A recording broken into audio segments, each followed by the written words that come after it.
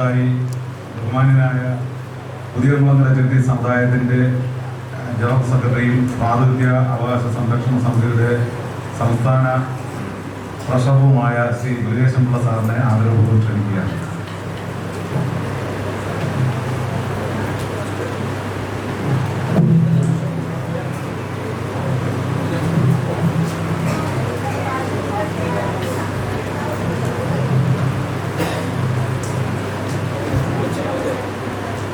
പ്രിയപ്പെട്ട ഈ യോഗത്തിൽ സംബന്ധിച്ചുകൊണ്ടിരിക്കുന്ന എല്ലാവർക്കും എൻ്റെ നമസ്കാരം.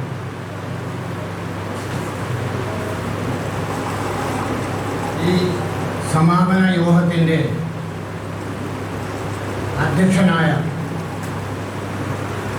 എൻ്റെ ഇളയ സഹോദരനായ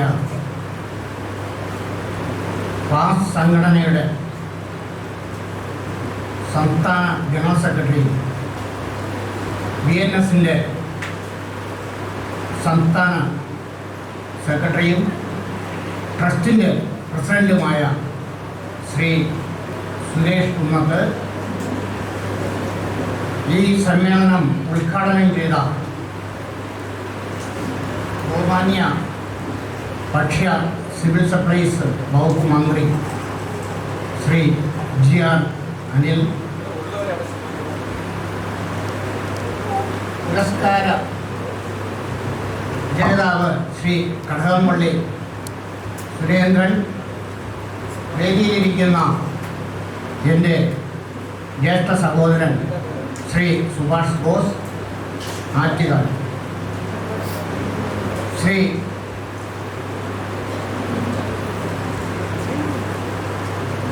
ചെവോര സുനിൽ നാടർ, ശ്രീ പാളയം ജോസ്, പഠനോപകരണ വിതരണം നടത്തുന്ന റാവുസ് കോസ്മാറ്റിക്സ് തിരുവനന്തപുരം, ഈ യോഗത്തിൻ്റെ കൃതജ്ഞത പറയുന്നതിന് വേണ്ടി ശ്രീ AR മോഹനൻ, ഈ യോഗത്തെ സംബന്ധിച്ചുകൊണ്ടിരിക്കുന്ന BNSൻ്റെ നേതാക്കളെ, പ്രിയപ്പെട്ടവരെ, സഹോദരി സഹോദരങ്ങളെ, ഈ യോഗത്തിൽ പങ്കെടുക്കാൻ എന്നെ ക്ഷണിച്ചതിൽ ഞാൻ വളരെയധികം സന്തോഷവാനാണ്. കാരണം ഇത്തരം സമ്മേളനങ്ങളിൽ പങ്കെടുത്ത് എനിക്ക് വലിയ പരിചയമൊന്നുമില്ല. കാരണം ഞാനൊരു നേതാവൊന്നുമല്ല, ഞാനൊരു പ്രാസംഗികനുമല്ല. ഞാനൊരു ഉദ്യോഗസ്ഥനായിരുന്നു. സർവീസ് റിട്ടയർഡായതിനു ശേഷമാണ് എൻ്റെ സമുദായത്തിന് വേണ്ടി ഞാൻ രംഗത്ത് വരികയും ഈ പാസ് എന്ന് പറഞ്ഞ പ്രാതിനിധ്യ അവകാശ സംരക്ഷണ സമിതി, പ്രാതിനിധ്യം കിട്ടാതെ കിടക്കുന്ന പിന്നോക്ക ചെറിയ ചെറിയ സമുദായങ്ങളുടെ അവകാശങ്ങൾ സംരക്ഷിക്കാൻ വേണ്ടി മുമ്പോട്ട് വന്നിട്ടുള്ള ഒരു സാധാരണ ഒരു പ്രവർത്തകൻ മാത്രമാണ്. ആയതുകൊണ്ട് എനിക്കിവിടെ പറയാനുള്ളത്, നിങ്ങൾ സസൂക്ഷ്മം ഈ കാര്യം കേൾക്കണം. ഇവിടെ ഓരോരോ ഈ സമുദായത്തെ പറ്റിയൊക്കെ പ്രസംഗിച്ചു, ഓക്കെ, എല്ലാം നമ്മളെല്ലാം കേട്ടിരിക്കുകയാണ്. പക്ഷേങ്കിൽ ഞാൻ ഒന്ന് ചോദിക്കട്ടെ, 125 വർഷത്തിൻ്റെ സമാപന സമ്മേളനം ഈ ഒരു വർഷക്കാലം കൊണ്ട് ആഘോഷിക്കുന്ന സമാപനമാണ് ഇന്നിവിടെ അവസാനിപ്പിക്കുന്നത്, ഇവിടെ നടന്നുകൊണ്ടിരിക്കുന്നത്. പക്ഷേ 125 വർഷത്തിന് മുമ്പ് ഈ ആദ്യത്തെ നായർ സമാജം ഉണ്ടാക്കിയ ശ്രീ അപ്പാവു വൈദ്യർ, ശ്രീ സദാനന്ദൻ നായർ സ്വാമികളുടെ ഒരു സ്മൃതി മണ്ഡപം തിരുവനന്തപുരം നഗരത്തിൽ എവിടെയെങ്കിലും കൊണ്ടുവരുവാൻ നമ്മുടെ സമുദായ അംഗങ്ങൾക്ക് സാധിച്ചിട്ടുണ്ടോ? നിങ്ങൾ പറയുക, ഇതര സമുദായങ്ങൾക്ക് എന്തെല്ലാം നേട്ടങ്ങൾ ഉണ്ടായിട്ടുണ്ട്. അതിനുശേഷം വന്ന സംഘടനകളിലുള്ള സാമൂഹ്യ നവോത്ഥാന നായകന്മാരുടെ സ്മൃതി മണ്ഡപങ്ങളെല്ലാം നമ്മൾ കണ്ടിട്ടില്ലേ, കാണുന്നില്ലേ? പക്ഷേങ്കിൽ ഇതെല്ലാമാണെങ്കിലും അവർ ഐക്യമത്യമുണ്ട്. അവരുടെ സംഘടനയ്ക്കകത്ത് അവരുടെ സംഘടനാ ബോധമുണ്ട് അവർക്ക്. അവർ വിഘടിച്ചു നിൽക്കുന്നവരല്ല. ഇനിയെങ്കിലും താമസിച്ചില്ല, ഇനിയെങ്കിലും നമ്മൾ ഐക്യമത്യത്തോടു കൂടി ഈ ഒരു കാര്യത്തിനെങ്കിലും നടപടി വരുത്തുവാൻ വേണ്ടി അതിലൊക്കെ അശ്രാന്ത പരിശ്രമം ശ്രീ സുരേഷ് കുന്നത്ത് നടത്തിക്കൊണ്ടിരിക്കുകയാണ്. അതൊന്നും നിങ്ങളടുത്ത് പറയുന്നില്ലോ, പറഞ്ഞിട്ടുണ്ടോ എന്ന് എനിക്കറിയില്ല. പക്ഷേ ഞങ്ങളെല്ലാം ഇത് ഡിസ്കസ് ചെയ്തിട്ടുണ്ട്. ഗവൺമെൻറ് തലത്തിൽ ഇത് നമ്മൾ മെമ്മോറണ്ടായിട്ട് കൊടുത്തിട്ടുണ്ട്. പക്ഷെങ്കിൽ ഇത് വളരെ കാര്യഗൗരവത്തോടു കൂടി കരയോഗങ്ങളിലെല്ലാം ഇത് സംസാരിച്ച് ഇതിനൊരു എത്രയും പെട്ടെന്ന് തന്നെ ഇതിനൊരു തീരുമാനം ഉണ്ടാക്കണമെന്ന് മാത്രം പറഞ്ഞുകൊണ്ട് ഈ ഒരു കാര്യത്തിൽ എന്നും എൻ്റെ സഹായം ഈ ഒരു കാര്യത്തിന് വേണ്ടി ഉണ്ടാകുമെന്ന് മാത്രം പറഞ്ഞുകൊണ്ട് ഈ സമ്മേളനത്തിൽ വന്ന് എനിക്ക് ഈ സംഘാടകരോട് ഒരു കടപ്പാടുണ്ട്. അത് ഇവിടെ പറഞ്ഞുകൊണ്ട് എൻ്റെ വാക്കുകൾ ഉപസംഹരിക്കുന്നു. ഇത് നിങ്ങൾക്ക് എൻ്റെ നമസ്കാരം. നന്ദി, നമസ്കാരം. നന്ദി സാർ. അദ്ദേഹം പറഞ്ഞതുപോലെ തന്നെ നമ്മുടെ ആചാര്യന്മാർക്ക് വേണ്ടിയിട്ട് ചില കാര്യങ്ങൾ ഞാനും ഇദ്ദേഹവും ഇവിടെ ഇരിക്കുന്ന പല നേതാക്കന്മാരുമായിട്ടൊക്കെ ഒരു വർഷമായിട്ട് ചെയ്തുകൊണ്ടിരിക്കുകയാണ്. എല്ലാ കാര്യങ്ങളും കുറച്ച് ഭൂമി സംബന്ധമായ കാര്യങ്ങളാണ്. അതിങ്ങനെ അവസാന ഘട്ടത്തിലൊക്കെ നിൽക്കുകയാണ്. അത് അതിൻ്റെ വഴിക്ക് നടന്നു. നമുക്ക് അദ്ദേഹം ഓർമ്മിച്ചതിൽ വളരെയധികം നന്ദിയുണ്ട്. അതോടൊപ്പം തന്നെ അടുത്തതായി സംസാരിക്കുന്നതിലേക്ക് വേണ്ടി എൻ്റെ പ്രിയപ്പെട്ട സുഹൃത്തും അംഗസംഘടനാ നേതാവുമായ NSFന്റെ ജനറൽ സെക്രട്ടറി ശ്രീ ചൊവ്വര സുനിൽ നാടാർ അവരുടെ ആദരവുകളും ഞാൻ ക്ഷണിക്കുകയാണ്.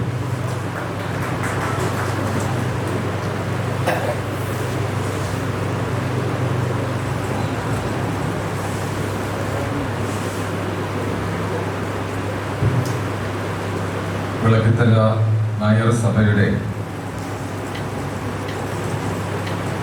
സംസ്ഥാന ജനറൽ സെക്രട്ടറിയും ആചാര്യ അപ്പാവ് വൈദ്യൻ ഷടാനന സ്വാമി ചാരിറ്റബിൾ ട്രസ്റ്റിൻ്റെ പ്രസിഡന്റുമായ ശ്രീ സുരേഷ് കുന്നത്ത് അവർ ഈ സമ്മേളനം ഉദ്ഘാടനം ചെയ്ത് കടന്നുപോയ ശ്രീ GR അനിൽ, കൂടാതെ വേദിയിലിരിക്കുന്ന എൻ്റെ ജ്യേഷ്ഠ സഹോദരൻ ശ്രീ ആറ്റുകാൽവി സുഭാഷ് ബോസ് അവർ, ശ്രീ മുരുകേശൻ പിള്ള അവർ, വേദിയിലിരിക്കുന്ന മറ്റ് നേതാക്കളെ, സദസ്സിലിരിക്കുന്ന സ്നേഹിതരെ, നമ്മൾ വളരെ വിശദമായിട്ടുള്ള പല പ്രസംഗങ്ങളും ചരിത്ര പശ്ചാത്തലങ്ങളൊക്കെ കേൾക്കുകയുണ്ടായി. എന്നാൽ ഇപ്പോഴും നാം പ്രത്യേകിച്ച് മനസ്സിലാക്കേണ്ട ഒരു കാര്യം, ഈ കാലഘട്ടം എന്ന് പറയുന്നത് ഏതൊരു ചെറിയ സമൂഹവും സംഘടിതമായി നിലകൊണ്ട് നമ്മുടെ അവകാശങ്ങൾ സംഘടിതമായി വിലപേശി വാങ്ങിക്കുവാനുള്ള കഴിവ് ആർജിച്ചെടുത്തില്ല എങ്കിൽ നാം ഇനിയും ഏറെ ദൂരം പിന്തള്ളപ്പെടും എന്നൊരു സാഹചര്യത്തിലാണ് നിൽക്കുന്നത്. നേരത്തെ ഇവിടെ പലരും ചരിത്രങ്ങൾ സൂചിപ്പിക്കുകയുണ്ടായി. 19-ാം നൂറ്റാണ്ടിന്റെ തുടക്കത്തിൽ തന്നെ നമ്മുടെ ഈ തിരുവിതാംകൂറിന്റെ പശ്ചാത്തലം പരിശോധിച്ചു കഴിഞ്ഞാൽ ഈ മാറുമറയ്ക്കാനുള്ള അവകാശങ്ങൾക്ക് വേണ്ടിയുള്ള സമരങ്ങളൊക്കെ എല്ലാം നടന്നിട്ടുള്ളത് 19-ാം നൂറ്റാണ്ടിലാണ്. അതിനു മുന്നേ ഉള്ള ഒരു കാലഘട്ടം, പ്രത്യേകിച്ചും ഇവിടെ പല ചരിത്രങ്ങളും തമസ്കരിക്കപ്പെട്ട ചരിത്രങ്ങളൊക്കെ ഇപ്പോഴും നമ്മുടെ മുന്നിൽ അവതരിപ്പിച്ചു ബഹുമാനപ്പെട്ട അധ്യക്ഷൻ തന്നെ. അതുപോലെ തന്നെയാണ് 18-ാം നൂറ്റാണ്ടിൽ, അതായത് 1700-കളിലും 1600-കളിലും ഒക്കെ ഇവിടത്തെ ജനത എങ്ങനെയായിരുന്നു ജീവിച്ചിരുന്നത് എന്നൊന്നും ഒരു ചരിത്രകാരന്മാരും വിശദീകരിച്ച് എഴുതിയിട്ടും ഇല്ല. അവരൊക്കെ എഴുതി പിടിപ്പിച്ചിട്ടുള്ളത് ഈ 19-ാം നൂറ്റാണ്ടിന്റെ ചരിത്രങ്ങളാണ്. 19-ാം നൂറ്റാണ്ടിൽ നമുക്കറിയാം വേലുത്തമ്പി ദളവ, അദ്ദേഹം ആത്മഹത്യ ചെയ്തതിനു ശേഷം ഇവിടെ ദളവയായിട്ട് വന്നത് കേണൽ മൺട്രോ എന്ന് പറയുന്ന ഒരു ബ്രിട്ടീഷുകാരനാണ്. ആ ബ്രിട്ടീഷുകാരൻ ഇവിടെ കേണൽ മൺട്രോ ഇവിടുത്തെ ദളവയായിട്ട് വരുമ്പോ ഇവിടത്തെ തിരുവിതാംകൂറിന്റെ അധികാരം, എല്ലാത്തിന്റെയും നിയന്ത്രണം ബ്രിട്ടീഷുകാരുടെ അധീനതയിലായി കഴിഞ്ഞു. അപ്പോ ഇവിടെ ഭരണത്തിന് വേണ്ടി മാത്രമാണ് ഇവിടെ ആറ്റിങ്ങൽ റാണി തിരുവിതാംകൂറിന്റെ റാണിയായിട്ട് വരുന്നത്. ആ ഒരു സാഹചര്യത്തിൽ നിന്നുകൊണ്ട് വേണം നമ്മൾ ഇവിടുത്തെ ചരിത്ര പശ്ചാത്തലം വിലയിരുത്തുവാൻ.